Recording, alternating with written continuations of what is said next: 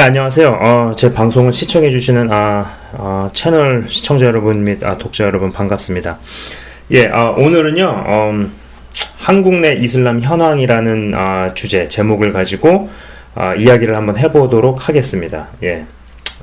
오늘 이 방송은요, 그러니까는 예전과 제 스타일과는 좀 다르게 이 프레젠테이션 방식으로 좀 이렇게 해봤거든요. 프레젠테이션을 좀 만들어서 이야기를 하는 것이 글을 써가면서 하는 것보다 조금 더 나을 수 있겠다. 특히 이번 주제는 좀 그럴 수 있겠다는 생각이 들어서 이렇게 제작을 해봤고요. 그리고 그렇습니다. 그래서 이해를 좀 해주셨으면 하고요. 그리고 한국 내에 있는 이슬람의 어떤 현황, 한국 내의 이슬람 현황을 대략적으로 좀 개략적인 이야기들을 많이 해보도록 하겠습니다. 일단 보시는 것처럼 가운데 글귀가 보이시나요? 하나님 외에 다른 신은 없습니다. 무함마드는 그분의 사도입니다.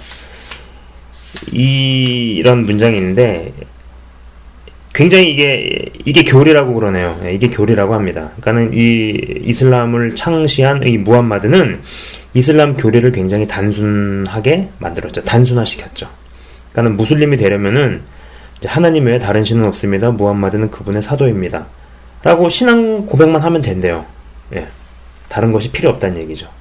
그러니까 이렇게 아주 교리를 단순화시키게 만든 그 배경에는 이제 무함마드가 삼촌과 다마스커스를 방문할 기회가 많았다고 합니다. 그죠? 그러면서 이제 뭐 유대교와 기독교를 비교할 기회가 많았었는데 이제 그런 것들을 관찰을 한 거겠죠. 무함마드가 서로가 서로를 맹비난하는 모습을 많이 봤겠죠. 많이 봤어요, 실제로. 그래서 유대교는 어떻게 예수님이 하나님의 아들이 될 수 있느냐, 이거를 가지고 이제 딴지를 걸고, 또 기독교 측에서는 예수를 못 박아 죽인 이 유대인들, 그래서 서로가 서로를 좀 맹비난하는 그런 모습이라든지, 아니면 또 이제 여러분도 아시겠지만 기독교의 핵심 교리들, 핵심에 해당하는 그런 부분들이 있잖아요. 예를 들어서 뭐 성령에 관한 거라든지, 아니면 예수님께서 성령으로 잉태하신 부분이나, 또 아니면 삼위일체라든지 그 외에 몇 가지 그런 핵심적인 그런 부분들 때문에 막 그 당시에도 막 파가 갈리고 서로 싸우기도 하고 막 논란이 되고 또 이단으로 몰리고 이런 것들을 다 이제 관찰을 한 거죠, 이 무함마드가. 그래가지고 그래, 내가 만드는 이 종교는 아주 단순화시키자, 교리를 단순화시키고 논란의 여지를 없애버리자, 이런 식으로 해서 아주 단순하게 교리를 만들었죠. 그리고 그 단순한 교리의 핵심을 여러분은 지금 보고 계신 겁니다. 가운데 문장이죠. 그죠? 일단 한국 내 이슬람의 역사를 아주 대략적으로, 개략적으로 이야기를 해볼게요. 읽으면서 하겠습니다. 한국인들은 이슬람을 맞닥뜨리거나 알고는 있었죠. 19세기 후반 전에도 이슬람에 대한 기록이 있었다고 합니다. 통일신라 시대나 고려 시대에도 존재를 했다고 해요. 19세기 후반 동안에 가난에 쩌든 한국인 농부들이 압록강을 건너서 만주에 정착을 합니다. 그리고 이제 몇몇은 북쪽 지역에 정착한 반면에 다른 이들은 이제 무크덴, 지금의 선양 지역이라고 하네요. 무크덴 같이 상당한 무슬림 커뮤니티를 가지고 있는 주요 도시 중심에 정착을 합니다. 이제 한국인들이 이슬람을 종교로 받아들인 곳은 이제 만주 내 도시들에서였는데요. 만주에서 개종한 몇몇의 한국인들이 세계 2차 대전이 끝난 후에 그들의 믿음을 가지고 한국으로 되돌아옵니다. 그리고 이제 한국 땅에서 공식적 이슬람의 어떤 그 토착화, 아니면 이슬람 숭배, 이것은 한국전쟁 동안에 시작을 합니다. 그러니까는 이제 한국전쟁이 났을 때 유엔에서 이제 그 연합군들을 보냈을 거 아니에요. 그죠? 그때 이제 거기서 파견해서 온 터키 군인들이 적은 인원의 토착 한국인 이슬람 커뮤니티를 발견을 한 거죠. 그러고 나서 이제 군인들에게 사역을 하는 이맘의 안내하에, 그러니까 이맘이라고 하면은 우리로 치면은 목사에 해당을 하는 겁니다. 그죠? 그 이맘의 안내하에 그들과 같이 예배를 드릴 수 있는 자격을 획득했다라고 합니다. 그래서 이제 1955년에 한국 이슬람 소사이어티가 설립이 되고요. 한국인 이맘이 모스크에서 선출이 됩니다. 1967년에 이 조직이 이제 한국 이슬람 연맹이란 이름으로 공식적으로 한국 정부에 등록이 되는 거죠. 그리고 1976년에 사우디 정부와 그리고 다른 많은 이제 이슬람 국가들의 지원으로 현재 이제 서울 내 중앙회당이 건축이 되죠. 일단 한국 내 무슬림 인구는요, 전체적으로 한국 내 무슬림 인구는 그리 높지 않다라고 합니다. 현재 한국 내에서 사는 무슬림의 수는 대략적으로 7만 5천 명이다라고 제가 이렇게 타이핑을 했는데 옆에 가로에 2010년 통계라고 나와 있죠. 그죠? 2010년의 통계인데 이제 통계마다 조금씩 차이가 있더라고요. 자료를 뒤적거리니까. 그죠? 연도가 같아도 몇 월에 했느냐에 따라 조금씩 다르고요. 뭐 누가 했느냐에 따라 조금씩 다르고 뭐 그렇더라고요. 그리고 2005년에는 이제 4만 명 수준이라고 하는데요. 2011년 12월 통계가 10만 9,220명, 그리고 2014년 8월 22일 기사입니다. 교회와 신앙 기사에는요, 한국 거주 외국인 무슬림은 14만 명, 그러니까 외국인 무슬림 14만 플러스 한국인 9만 명, 도합 23명이라고 언급을 합니다. 그러니까 이런 추세로 계속 나아가면은요, 2013년에는 얼마나 될 것인가 한번 생각을 해볼 수 있는 거죠. 상상해 볼 수 있는 거죠. 뭐 여러분도 아시겠지만, 제 방송 보시는 분들 중에서 이제 좀 연배도 있으시고 하신 분들은 아시겠지만은 15년 금방 지나가잖아요. 그죠? 세월이 정말 빨리 가는데 15년 뒤에는 어떤 모습이 될지 우리가 하기에 달리지 않았을까, 이런 생각을 좀 해봅니다. 자, 그 다음에는 한국의 사회와 문화에 미치는 이슬람의 주요한 영향들입니다. 이제 교육 시스템에 대한 이슬람의 영향인데요. 이제 뭐 둘이 악수하면서 뭐 무슨 조약식 같은 거 하는 그런 그림이죠. 그죠? 아라비아 압둘라 알 아이판, 이 사우디 정부를 대신해 KMF 회장, 그러니까 Korean Muslim Federation, 뭐 그 약자겠죠? 손주영에게 최초의 이슬람 초등학교 설립 지원을 위해 50만 불을 전달함, 나와 있습니다. 자, 한국 교육 내 침투한 이슬람의 영향력인데요. 프린스 술탄 빈 압둘 아지즈 엘레멘터리 스쿨이라 이름 지어진 초등학교가 서울에서 2009년 3월에 오픈을 했습니다. 중등학교와 심지어 대학까지 설립할 계획이 추진 중이라고 하네요. 제가 이 가로에 이제 작년에 카톡으로 송도의 이슬람 대학이 들어선다는 메시지를 받은 적이 있음이라고 적었는데, 제가 이제 작년에 진짜 실제 이런 카톡을 받았어요. 그래서 기도해야 된다 뭐 했는데, 결국 이제 좀 이게 사실관계로 확인을 해보니까는 그런 사실이 없고, 결국 이제 해프닝으로 끝나긴 했는데, 저는 그런 생각을 해봐요. 그러니까 한국에 만약에 이제 이슬람 세력이, 이슬람 인구가 지금보다 좀 더 커지면, 조금 더 세력이 형성이 되고 더 커지면은 이건 충분히 가능하다고 저는 생각을 합니다. 뭐 여러분들 방송 보시는 분들도 아시겠지만, 요새 대학생들이 학자금 때문에 다 졸업을 해도 빚을 끼고 시작을 하잖아요. 그죠? 빚을 끼고 학교를 다니면서 공부를 했어요. 근데 졸업을 했어요. 그나마 그렇게 빚이 있지만 취업이 되면 다행이지만, 취업까지 안 되면은 최악의 경우에는 신용불량제로 사회생활을 시작을 하겠죠. 이러한 사회 분위기에, 이러한 환경에서 우리 이슬람 학교는 뭐 학비를 다 지원해주고 취업까지 보장을 해준다 라는 떡밥을 던지면은 거절하는 것이 쉽지 않을 거라고 저는 봅니다. 그죠?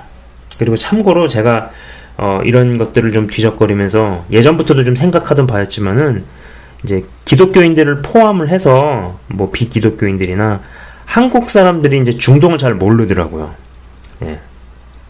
뭐 사막에서 낙타나 타고 다니고, 아니면은 뭐 가끔 석유 재벌이 뭐 나타나가지고 뭐 사고 싶은 거 다 구입하고, 뭐 그냥 뭐 만수른지 억수른지 뭐 이런 개그 코너도 나오고 이 정도로만 알고 있는데, 사실 그 뒤에 중동의 세력권이라는 건 굉장해요.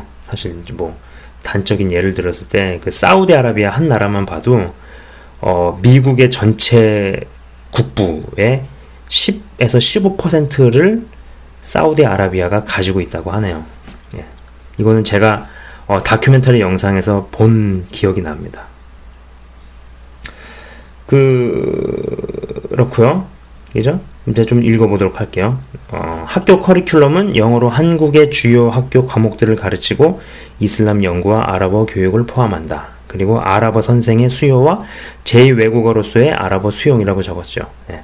그러니까는 이슬람 애들이 나라를 선교하기 위해서 쓰는 정책 중에, 전략 중에 하나가 이제 이민인데, 이민을 가서 현지 사람들하고 결혼을 하든 막 인구를 늘리잖아요. 그래서 이제 거기 사람들이 많아지면은 우리는 아랍어 선생이 필요하다, 우리 애들한테 아랍어를 가르칠 선생이 필요하다 해서 대한민국 정부에 요청을 해서 아랍어 선생님들이 막 왕창 들어올 수도 있는 거고, 그죠?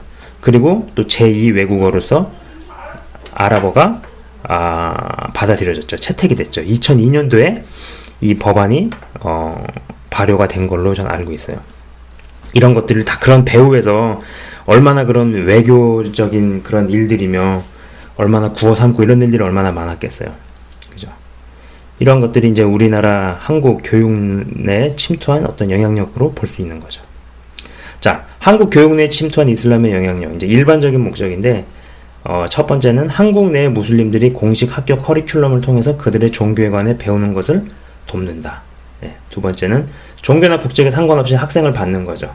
네, 이슬람을 열심히 퍼뜨려야 되니까. 세 번째는 다른 사립학교와 비교했을 때 저렴한 등록비를 보장해준다.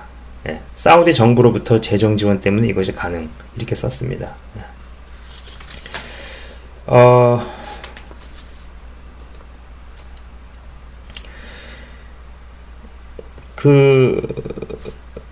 이 교육을 통해서 이슬람 애들이 침투한다라는 거는 사실 어떤 면에서 보면은, 굉장히 전략을 잘 짰다라는 생각을 해봤어요. 왜냐?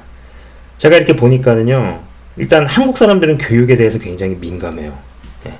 자기 쓸 거를 안 써더라도 애들 학원비를 웬만해가지고는, 깎지 않더라고요. 그죠? 그리고, 97년도에 대한민국에 IMF가 있었고, 경제위기가 있었고, 또 그 다음에 2007, 2008년도에 세계 경제위기가 있었는데, 이 두 경제위기가 닥쳤을 때, 사실 뭐 다른 분야들에서는 막 힘들고 어렵고 막 이런 얘기가 많았잖아요. 많았는데, 제가 가만히 관찰해보니까 영어 산업은 끄떡이 없더라고요. 영어 산업이 이제 끄떡 없는 걸 보고, 야, 참, 우리나라 사람들이 교육에 대해서 굉장히 민감하구나, 대단하구나, 열심과 열정이 대단하구나. 근데 그런 교육을 타겟으로 삼고 이슬람 애들이 선교 전략을 짰다라는 거는 굉장히 지혜로운 전략이구나, 이런 생각을 한번 해본 거죠. 자, 한국 교육제도에 침투한 이슬람의 영향력. 이제 이건 대학 수준에서입니다.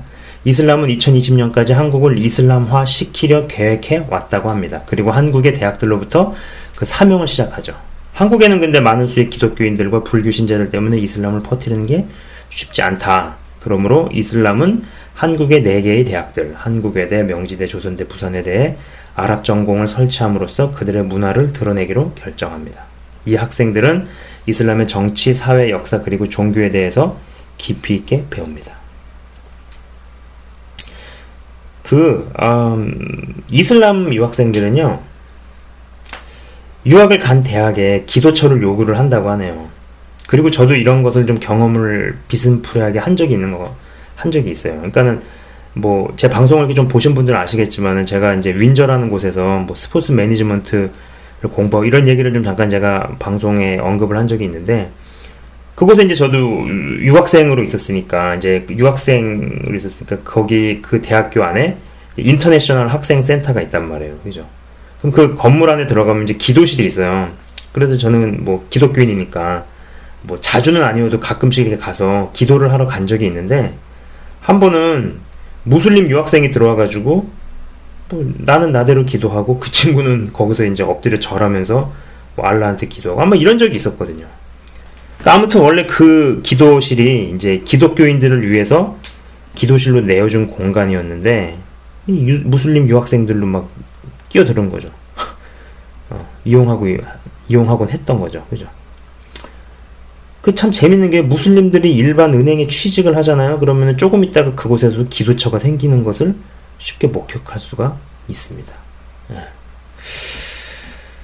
아마 한국에 유학생으로 간 그 무슬림 그 유학생들도 어쩌면은 그 대학교 내에서 우리들의 기도처를 좀 달라 이렇게 요구를 하는 게 가능하죠. 그렇게 하는 일들이 있다라고 저는 봅니다. 한국 교육제도에 침투한 이슬람의 영향력. 계속 연이어서 한국인 무슬림 교수는 강의들을 하고 이 대학들의 많은 학생들이 이러한 영향력 때문에 이슬람으로 개종을 합니다. 크리스찬인 한국 외대의 한 학생이 한국인 무슬림 교수로부터 제가 타이핑 잘못했습니다. 꾸란을 공부하고 나서 내적 갈등에 시달림. 그 학생은 학생들이 인지도 하기 전에 영향을 받는다고 이야기합니다. 이게 정말 가능한 이유가 뭐냐면은, 그러니까는 제가 이제 신학교를 다니고 있을 때 어떤 학생 두 분이 다른 신학교에서 제가 있는 학교로 그 트랜스퍼를 오신 분이, 트랜스퍼를 뭐라 그러죠? 학교를 이렇게 중간에 그렇죠. 학교를 이렇게 중간에 편입해서 오신 분이 있었어요. 그러니까 그분하고 이제 어떠다가 얘기를 하다가 왜 편입을 하게 되셨냐고 물어보니까, 이분이 이제 특정 교수 수업을 들어가게 되면은 갑자기 두통이 시작이 되는 거예요. 근데 그 특정 교수는 신학관이 좀 바르지 않았던 거죠. 네. 그러니까는 신학적으로 박사 학위를 따긴 땄지만 예수님을 정말로 내 구주로 완전히 영접하고 모시고 이런 분이 아니었던 거예요. 그리고 어떤 하나님에 대한 개념이 굉장히 바르지 않은, 그러나 머리는 좋고 똑똑해서 박사학위까지 마친 뭐 이런 분이 신학교의 교수였던 거죠. 그리고 그 교수분의 수업을 들을 때마다 항상 심각한 두통이 있어서, 그래서 학교를 옮기신 분이 있었어요. 그 학교를 바꾸자마자 그 두통이 없어졌다는 얘기를 제가 한번 들어본 적이 있거든요. 그렇기 때문에 이 학생들이 인지도하기 전에 영향을 받는다, 이 부분이 굉장히 전 맞다라고 생각을 합니다. 그리고 그들이 이슬람 국가들로 공부를 하러 갈 때 그들이 갖는 특권들 때문에 교수가 학생들에게 무슬림으로 개종하라 한 일이 있음. 뭐 예를 들어 이집트로 공부하러 가는 개종한 학생들에게 이집트는 전액장학금을 제공한다고 합니다. 그 참고로요, 이집트에 가장 유명한 이슬람 교육기관이 있다라고 합니다.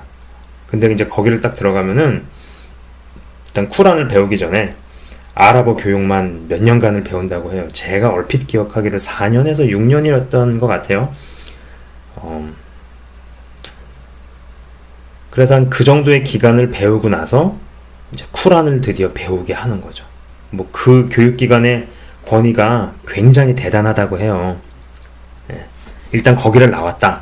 그럼 뭐 이제 무슬림 세계에서는 굉장한 권위를 부여받는 거죠. 마치 이 사람이 무슨 하버드 박사 학위를 수료했다. 그럼 사람들이 인정을 해주듯이 뭐 이제 그런 개념인가 봐요. 그 이슬람 사람들 내에서는요. 자, 이제 여러분 이제 또 사진을 보고 계십니다. 그죠? 초등학생들이죠. 각골 초등학교 학생들이 서울중앙 마스지드에 2006년 9월 1일에 방문을 했습니다. 학생들이 가이드 선생님들과 8월 22일에 서울중앙 마스지드를 또 방문. 초등학생들이 기초 이슬람 역사 그리고 문화에 대한 강의를 들음. 이 강의를 통해서 잘 모르는 종교인 이슬람을 배울 수 있다. 그러니까 어릴 때부터 정서적 유대감을 형성시키는 작업을 하는 거죠. 그러니까 뭐 스포츠 용품 회사들이 이런 걸 많이 해요. 그래서 뭐 어린이 하키 대회, 어린이 농구 대회 하면은 자기 회사들의 신발이라든지 각종 그 스포츠 장비들을 막 진짜 무료로 제공을 해주잖아요.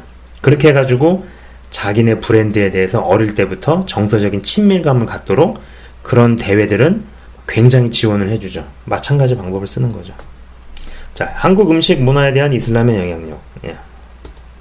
자, 할랄 음식이 한국에서도 인기를 더해가고 있다. 예. 그리고 이제 가로 열고 뭐 박근혜 대통령도 뛰어들라 했음. 그죠? 제가 이제 저번 방송에서 이런 얘기를 조금 했어요. 그죠? 그리고 이제 한국 내에서 오픈한 이슬람 레스토랑이 많다. 국내 음식 시장을 이슬람 나라들로 확장시키기 위해서 다른 한국 음식들에 대한 할랄 자격을 취득하려는 연구가들의 움직임이 있다. 예. 실제로 제가 이제 그 사이트를 가보니까 정말 그 할랄 자격을, 할랄 서티피케이트를 받는 어떤 그런 프로세스들이 나와 있더라고요. 그래서 그 프로세스를 통과를 해야지 우리는 자격을 주는데 1년마다 갱신을 해야 되고, 자기네들이 요구하고 하는 어떤 그 음식에 무슨 첨가물이 들어가면 안 되고 뭐가 있으면 안 되고 이런 것들을 6개월 동안 다 조사를 하는 거예요. 그래서 이 자격을 부여를 한다고 뭐 그런 것들이 좀 나와 있더라고요.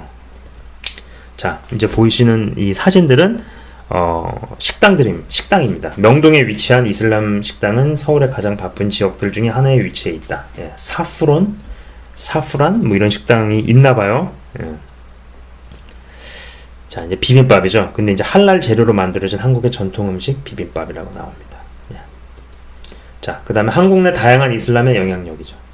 예, 뭐 이제 사진은 다 이렇게 가리는 처리로, 눈을 가린 이런 사진들인데, 한국 여인들, 한국 자매들과 결혼한 이슬람 사람들, 남자들의 사진이죠. 자, 이슬람은 한국 문화에 큰 영향을 끼치고 있진 않다. 적어도 현재까지는. 예, 그죠? 한국 문화 내에서 이슬람의 부정적, 타이핑을 제가 잘못했습니다. 부정적 영향에 대해 언급하는 출판된 정보나 공식적 자료 혹은 문서는 없으나 보고된 케이스들이 많이 있죠. 그죠? 그리고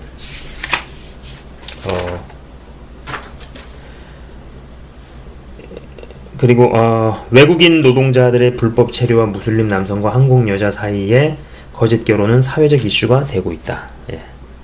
이슬람 학생들의 한국 유학과 더불어. 그러니까는 이게 한국에 대해서 이슬람의 선교 전략이 그러니까는 이민과 교육이라는 거죠. 그죠? 이민과 교육. 근데 이민을 왔을 때 뭐 불법 체류로 들어오든 뭘로 들어오든 또 거기서 이제 한국 여자들과 결혼을 해서 어떤 한국 대한민국 시민권을 얻으려고 하고 뭐 이런 것들이 이제 다 전략이 되는 겁니다.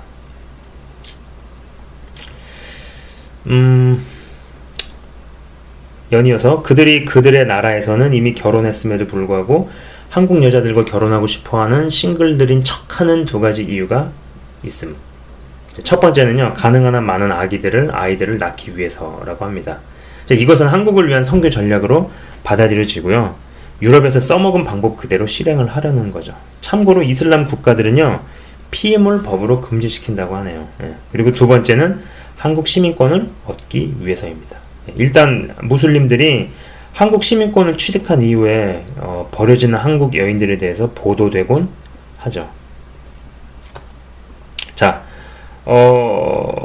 이래서 그런지 이제는 저도 뭐 한국에 대해서 이렇게 얘기를 듣고 한 2년 전에도 한국을 가보고 했지만은 이제 그 대한민국도 이제 외국인 노동자가 일으키는 범죄나 성폭행 문제가 심각해지는 것 같아요. 그 유럽 같은 데서 이제 이슬람 사람들이 뭐 범죄를 이런 것들이 좀 이제 읽은 적이 있거든요. 근데 한국도 좀 약간 그런 기사들이 많이 보도가 되는 것 같더라고요. 뭐 파키스탄 노동자가 누구를 뭐 성적으로 폭행을 한다든지, 뭐 아니면은 또 어떤 외국인 노동자, 이슬람권에서 온 외국인 노동자가 무슨 사회적으로 무슨 범죄를 일으킨다든지 이런 일들이요, 그죠? 그리고 또 이제 제가 몇 사람한테 듣기로는 이미 한국도 어느 지역은 자국민이 대낮에 들어가는 것이 불편하고 어려울 정도이고, 또 이제 자국민이 외국인의 눈치를 봐야 할 정도로 어떤 지역에서 그렇다는 얘기죠. 어떤 지역을 가면은 내가 한국 사람이고 얘가 한국인데도 내가 불편한 거죠. 왠지 내가 여기 오면 안 될 것 같고 있으면 안 될 것 같고 그런 생각이 들 정도로 굉장히 특화된 지역들이 생기고 있다는 얘기를 제가 한번 들어본 적이 있어요. 자, 그 다음에 다와 가로 열고 이슬람 선교활동, 그리고 미디어, 그리고 한국 내 이슬람 홍보라는 주제입니다. 여기 이제 사진에 나오는 인물에 대해서는 제가 조금 이따 이야기를 하도록 할게요. 한국 사람이에요. 이슬람이 한국 내에서 다와를 하는 방식. 다와가 이제 아랍어로 선교 활동이죠. 선교란 뜻이죠. 그죠? 방식은 그들이 현재 서구 세계에서 하는 방식과 명백히 유사하다. 네, 무슬림 이민자들이 한국인들을 개종시키고 무장시켜 개종된 한국인들을 개종시키도록 한다. 그죠? 그 기독교 선교 전략도 비슷하죠. 기독교에서도 우리 이제 선교사들을 보내는데, 사실 선교사가 아무리 그 해당 지역의 언어를 공부를 하고 해당 지역에 오래 살아도 결국은 그 나라 선교는 그 나라 자국민, 변화된 자국민이 자국민한테 예수를 전하고 복음을 전하는 게 더 효율적이고 효과적이듯이 마찬가지인 거죠. 그죠? 근데 이제 9.11 사태가 한국의 이슬람에 나쁜 이미지를 줌. 그래서 미디어를 활용해 이슬람에 대한 좋은 이미지를 부각시키고 긍정적 이미지를 각인시켜 이슬람으로 개종을 해도 괜찮겠구나 라고 느끼도록 만들려는 움직임이 이제 최근의 트렌드인 거죠. 예.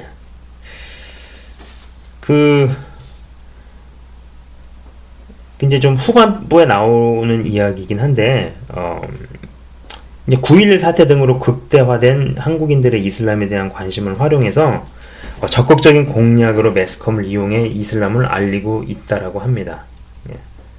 이거는 좀 제가 기사를 인용해서 좀 읽어볼게요. 한번 잘 들어보세요. 이슬람권에서 큰 사건이 일어날 때마다 그들의 입은 강력한 홍보용 도구로 쓰임을 받고 있다. 김선일 씨 참수 사건 때도 그랬다. 그런 짓을 하는 사람들은 무지한 광신도들이며 원래의 이슬람은 평화의 종교이며 코란에는 목을 잘라 죽이라는 말이 없다고 이슬람의 성직자들이 이구동성으로 말했다. 하지만 이는 거짓말이다. 코란에는 분명히 이슬람을 믿지 않는 자는 목을 쳐 죽이라는 말이 있다. 코란 8장 12절 47장 4절. 물론 최용길 박사가 번역한 한글 코란에는 그것을 목을 때리라고 번역하고 있다. 예, 참고로요, 2005년 통계로 이슬람권에서 박사학위를 받아서 온 한국 무슬림 사람들이 23명이 있다라고 합니다. 지금은 더 많겠죠? 예.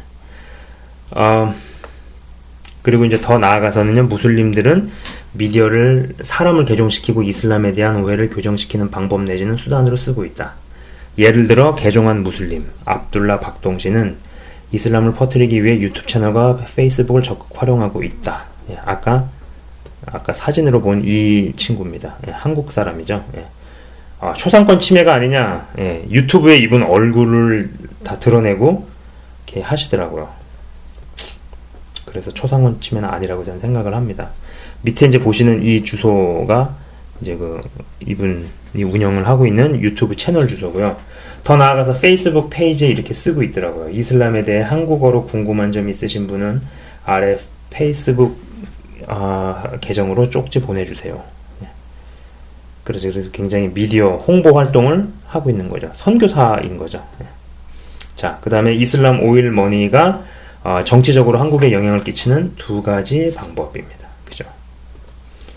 두 번의 오일 쇼크가 있었어요. 제가 저번 비디오에서도 잠깐 아주 짧게 언급만 하고 지나갔는데, 두 번의 국제적 오일 쇼크가 있었습니다. 첫 번째는 중동에서 아랍과 이스라엘 전쟁에서 비롯된 석유 공급 중단에서 비롯된 1973년 오일 쇼크고요. 두 번째는 이란의 혁명 결과에서 비롯된 79년 오일 쇼크죠. 일단 평화와 질서가 회복되고 나서 중동 석유 공급 가격이 정상으로 복귀가 됐습니다. 하지만은 이 두 번의 쇼크에는 분명 작전 세력의 개입이 있었다고 전 봅니다.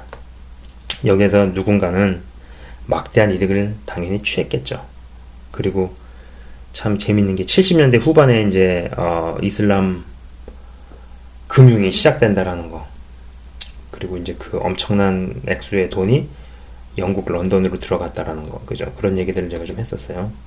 요약을 하자면요, 두 번의 오일 쇼크는 한국 경제에 전반적으로 부정적인 영향을 끼쳤죠. 오일 위기가 안정은 되었어도 그 당시에 살면서 오일 쇼크를 직접 경험하신 분들에게는 아주 강렬한 기억으로 남아 있음. 네, 실제로 그렇더라고요. 저도 제 어머니한테 물어보니까요, 그걸 기억을 하시더라고요. 그래서 막 다 공급 끊기고 그래가지고 막 추워 죽겠는데도 막 그냥 추위에 벌벌 떨고 뭐 이런 얘기들을 좀 하시더라고요. 자, 본질적으로 한국같이 중공업과 제조업 기반에 있는, 게다가 자원 하나 없는 나라에게 오일 쇼크는 굉장히 치명적인 사건이죠. 그죠? 생각해보세요. 배를 만들고 차 만들고 철강 만들어서 수출해가지고 먹고 사는 나라가 기름이 공급이 안 된다. 그죠? 그 밑에 이제 박정희와 최규하 이야기 이렇게 썼습니다. 예, 박정희 대통령에 대한 이야기를 제가 조금 하자면은, 그 대목을 제가 좀 읽어볼게요. 대한민국 정부는 헌법에 종교의 자유를 명시하고 정부는 일체 종교 문제에 대해서는 중립을 지켜야 하는 것으로 알고 있는데, 한국 정부는 대부분 엄청난 석유를 생산해내는 중동의 이슬람 국가들에게 약할 수밖에 없다. 당연히 약할 수밖에 없겠죠. 그래서 이제 박정희 대통령 때는요, 한국 이슬람 중앙성원을 짓는데 한남동 시유지 1500평을 줍니다. 예, 그리고 잠시 대통령직을 감당했던 최규하 대통령은 80년 5월 사우디아라비아 공식 방문 때 한국의 이슬람 대학을 건립하는데 적극 지원하겠다라고 약속을 합니다. 그리고 2개월 뒤에 한국 정부의 이름으로 용인에 있는 국유지 43만 평방미터, 그게 약 한 13만 평 정도 된다고 하네요. 그 땅을 이슬람 대학 부지로 헌납을 합니다. 한국의 이슬람은 규모는 작지만 산유국들의 막강한 외교력을 배경으로 다른 종교에서는 꿈도 못 꾸는 일들인 국유지를 무료로 받는 혜택을 누린 거죠. 그죠? 이게 보면은 그런 것 같아요. 그러니까 이미 70년대 후반부터 이슬람이 포교를 목적으로 들어오고 있었는데, 영국과는 다르게 사실 한국은 기독교가 정말 강했잖아요. 그러니까는 저도 그렇게 기억을 해요. 대한민국이 60년대나 또한 70년대나 80년대 후반까지는 기독교가 정말 융성했던 것 같아요. 근데 이제 80년대 후반을 좀 기점으로 해가지고 서서히 좀 꺾이기 시작해서 뭐 여러 일들이나 문제나 이런 것들 때문에 지금 결국 여기까지 온 게 아닌가 이렇게 생각을 하는데, 그런 것들 때문에 이런 옛날에 이렇게 들어올라라고 하는 그런 시도들이 지금껏 길을 펴지 못한 게 아닌가. 그러니까 기독교가 잘 서 있었기 때문에 이슬람의 어떤 그런 침투 전략이 제대로 먹히지 않았던 것이다라고 봅니다.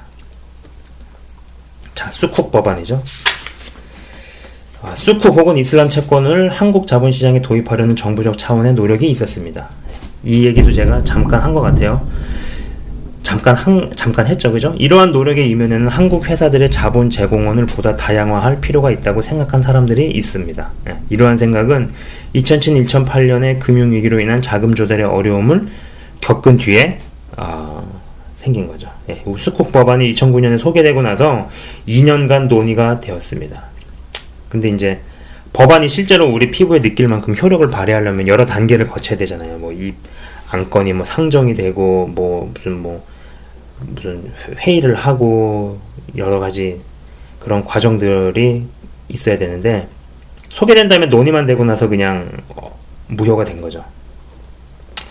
수쿡 법안의 결과, 수쿡 법안이 한국과 이슬람 국가들의 경제적 연결을 강화시키고 한국이 그들의 상품들과 문화에 더욱 열리게 될 것이라는 것을 어렵지 않게 추측할 수 있다. 다행스럽게 수쿡 법안은 통과되지 않음.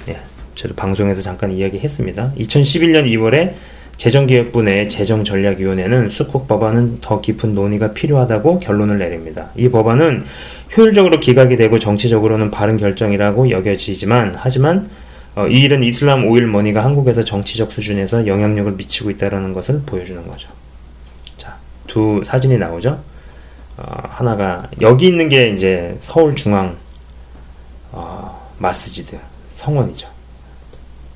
한국 내 마스지드는 한국 전역에 설립이 되어 있다고 합니다. 첫 번째 것은 서울에 오픈을 하고요. 두 번째가 부산에, 그리고 세 번째가 광주, 경기도 광주에 오픈을 했다고 합니다. 서울중앙 마스지드 76년에 처음으로 문을 열고 한강과 남산 사이에 위치했고요. 1층에는 KMF, 한국이슬람연맹, 이게 가장 큰 조직인 것 같아요. 있고 2층에는 남자들을 위한 기도홀이 있고 3층에 여자들을 위한 기도홀이 있다고 합니다. 붙어있는 건물에는 이슬람 센터가 있고 무슬림 아이들을 교육시킬 장소와 관련 단체를 위한 사무실이 있습니다. 자, 사진은 한국 무슬림 페더레이션이라고 써있죠. 그죠? KMF.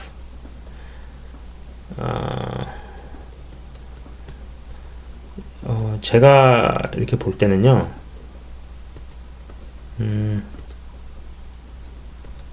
아닙니다. 그죠? 이게 이제 그 옛날의 사진이네요. 이때도 무슬림을 믿는 한국 사람들이 있었다라는 거. 참, 저도 좀 조사를 하면서 좀 살짝 놀랬던 것 같아요. 왜 안 넘어가지? 자, 그 다음에 이제 부산에도 이런 회당이 하나 있고, 부산에 성원이 하나 있는 거죠. 전 리비아 재무장관 알리 펠라크 재정 지원으로 1980년에 지어지고, 아까 말씀드린 것처럼 경기도 광주에 하나가 있고, 이게 이제 처음 3개의 마스지드라고 합니다. 한국에서 오픈한 처음 3개의 그런 성원, 서울과 부산과 광주, 경기도 광주. 그 다음에 또 이제 여러분 보시면 아실 거예요. 경기도에도 하나 있고, 뭐 또 파주, 그 다음에 부평에, 안양에, 읽는 건 제가 생략을 할게요. 그 다음에 안산에, 또 전라도에 이렇게 있습니다. 그 다음에 2개 유명한 한국 내 이슬람 조직들인데, 이게 그러니까는 여기 보시면 이제 KIF 한국 이슬람 재단이라고 나와 있잖아요. 근데 뒤져봐도 지금까지 현존하는 단체 같지는 않은 것 같아요.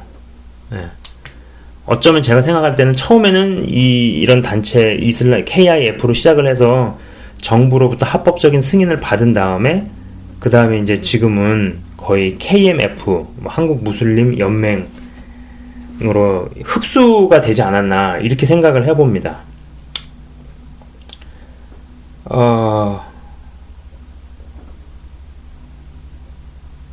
KMF 한국무슬림연맹 메인 사무실이 서울에 있고 8개의 서브 브랜치가 있음. 그죠? 그리고 이제 KMF가 10월에 승인을 받은 유일한, 잘못 쳤네요. 유일한 한국 이슬람 선교센터죠. 자, 그 다음에는 이제 제가 이 프레젠테이션을 만들기 위해서 참고로 한 이제 참고 자료 사이트랑 뭐 유튜브 사이트하고 뭐 서적 사이트, 서적에 관한 이런 것들입니다. 예, 신문 기사라든지 이런 것들 참조한 것들이거든요. 예. 이상으로 그 한국 내 이슬람의 현황들에 대해서 좀 전반적으로 이렇게 짚어봤어요. 예. 전반적으로 짚어봤습니다. 이런 걸 보면서 또 한 번 느끼는 건 뭐냐면 확실히 하나님의 자녀라고 일컫는 사람들이 우리가 이제 제 역할을 못할 때 대적들이 더 강해지는구나. 마치 이스라엘 백성들이 하나님을 떠나고 마음속에 우상이 가득하고 거룩을 잃어가기 시작했을 때 하나님께서 대적들을 강하게 하셔서, 그죠? 대적을 들어서 또 이스라엘 백성들을 치고 이렇게 하셨듯이, 그러니까 대적이 강해진다라는 얘기는 하나님을 믿는 사람들이 무언가 역할을 지금 바로 못하고 있다라고 봐도 무방하다라는 생각을 많이 해봅니다.